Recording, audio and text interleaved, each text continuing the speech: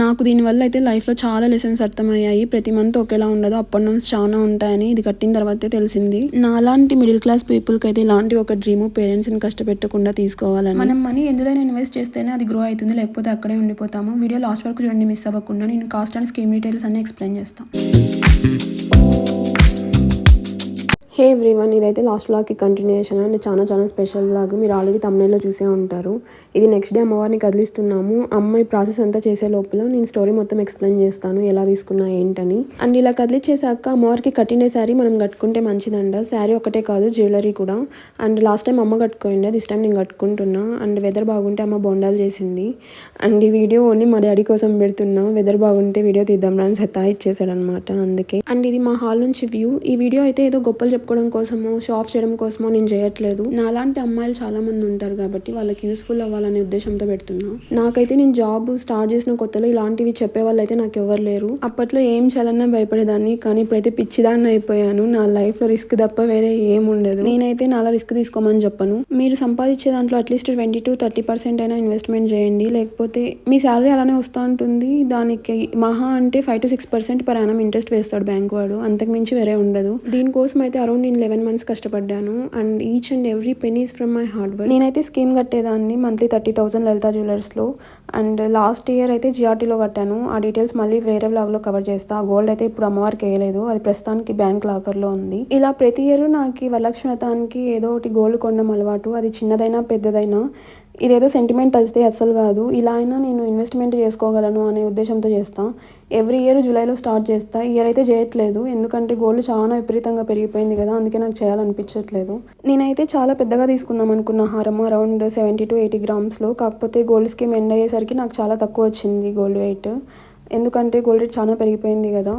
నేను స్టార్ట్ చేసినప్పుడు అరౌండ్ 6,000 ఉండేది. నేను ఈజీగా 60-65 గ్రామ్స్ నాకు వచ్చేస్తుంది నేను కట్టేదానికి. తర్వాత ఒక 2 lakhs ఎక్స్ట్రా వేసుకొని నేను అనుకున్న దాంట్లో తీసుకుందాం అనుకున్నా. కాకపోతే ప్లాన్ మొత్తం రివర్స్ అయింది. అంతగా పెరుగుతుందని అయితే నేను అసలు ఎక్స్పెక్ట్ చేయలేదు. కాకపోతే మంచిదే అయింది అనుకోండి కట్టడం. ఇప్పుడున్న రేట్కి అయితే అసలు తీసుకోలేనేమో, మనసు కూడా రాదు తీసుకోవడానికి. అండ్ ఈ హారం నా నెక్లెస్కి సెట్ అయితే ఉందో లేదో కూడా నాకు తెలీదు. ఎందుకంటే అది లాకర్లో ఉండే, జస్ట్ పిక్చర్స్ మాత్రమే ఉండే నా దగ్గర. అండ్ దానికి గోల్డ్ బీడ్స్ వచ్చాయి. ఇది పెరల్స్ తీసుకున్నాను నేను.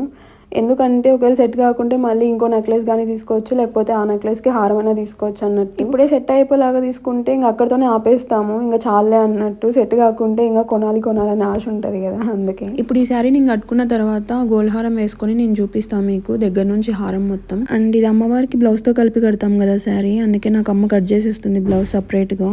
ఇలాంటి కలర్ది బ్లౌజ్ నాతో ఆల్రెడీ ఉండే, అందుకే నేను కట్టుకుంటున్నా, లేకపోతే మా అమ్మ కట్టుకునేది. నేను అప్పుడే చెప్పా కదా పసుపు కుంకుమ ఎక్కువ అవుతుందని శారీస్కి. షార్ట్ పెట్టాను అనుకుంటా అది, అందుకే నేను లైట్ కలర్స్ తీసుకోలే, ఇవి తీసుకున్నాను. అయినా కూడా కనిపిస్తుంది. అండ్ ఇదే బ్లౌజ్, దీనికి ఏం డిజైన్ అంతా ఏం లేదు, ఊరికే ఇప్పుడు కట్టుకొని తీసేయడానికే కదా. ఇప్పుడు కలశంకి పెట్టిండే వాటితో తిపన్నం చేసుకోవాలి. నాకైతే పాలేస్తే అసలు నచ్చదు, నేను తినను. అందుకే నేనే చేసుకుంటున్నా పాలు వేయకోకుండా.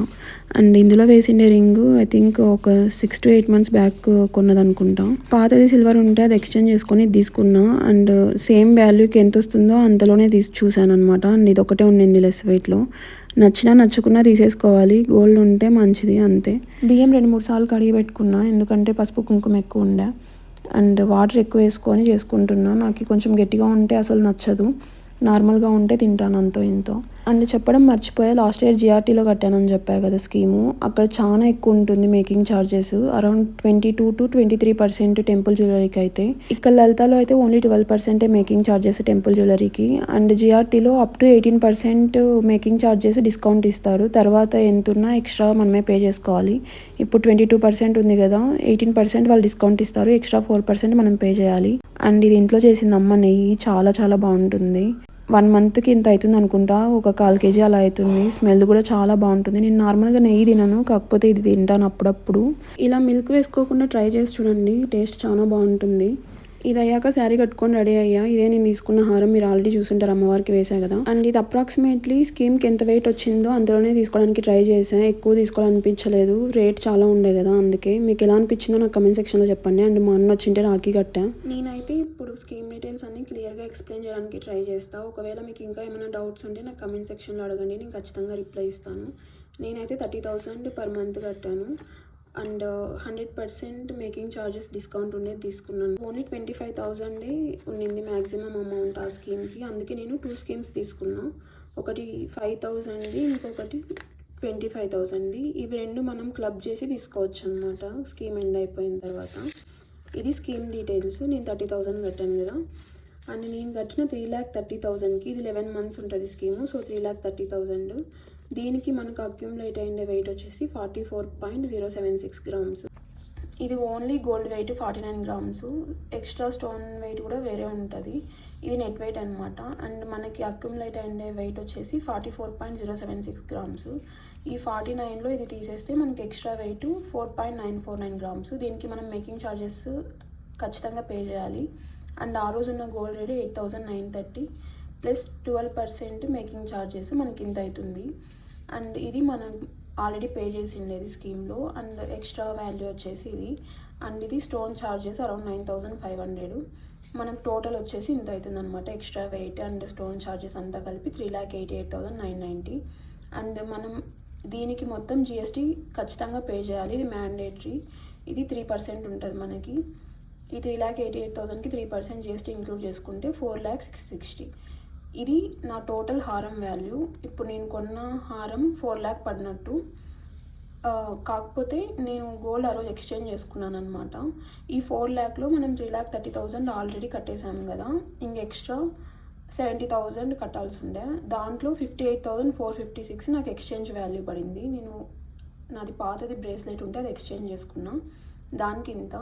సో 70,000లో ఈ 58,456 తీసేస్తే ఎక్స్ట్రా నేను 12,205 పే చేశాను అనమాట. ఇంత నేను పే చేసా లాస్ట్కి. ఒకవేళ ఇదే 49 grams మనం డైరెక్ట్గా వెళ్ళి తీసుకుంటే ఏ స్కీమ్ కట్టకుండా ఎంత అవుతుందో నేను చూపిస్తాను. 49.025 ఇంటూ ఆ రోజున్న gold weight 8,930 plus 12% making charges దీనికి. And plus 9,500 stone charges. ఈ టోటల్కి మనం ప్లస్ 3% GST పే చేయాలి. సో 5,14,000 అయ్యేది. కాకపోతే మనకి 4 lakhs పడింది. నాకు అరౌండ్ 1,14,000 సేవ్ అయినట్టు స్కీమ్ వల్ల. నాకు స్కీమ్లో వచ్చిన వెయిట్కి అక్కడ 2-3 పీసెస్ మాత్రమే ఉండే. ఇంకా 50 grams లోపల ఇది ఒకటే బాగా కనిపిస్తే ఇది తీసేసుకున్నాను. మనం కస్టమైజేషన్ కూడా చేయించుకోవచ్చు. అది ఇంకా టైం ఎక్కువ పడుతుందని ఇంకా లాస్ట్కి ఇదే తీసేసుకున్నాను. అండ్ మీకు ఈ హారం ఎలా అనిపించిందో నాకు కమెంట్ సెక్షన్లో ఖచ్చితంగా చెప్పండి మర్చిపోకుండా. అండ్ మీకు ఈ వీడియో నచ్చినట్టయితే ప్లీజ్ లైక్ చేసి సబ్స్క్రైబ్ చేయండి. అండ్ మీ ఫ్రెండ్స్కి కూడా షేర్ చేయండి. అండ్ నెక్స్ట్ వీడియో త్వరగా అప్లోడ్ చేయడానికి ట్రై చేస్తాను. Until then stay tune, stay happy.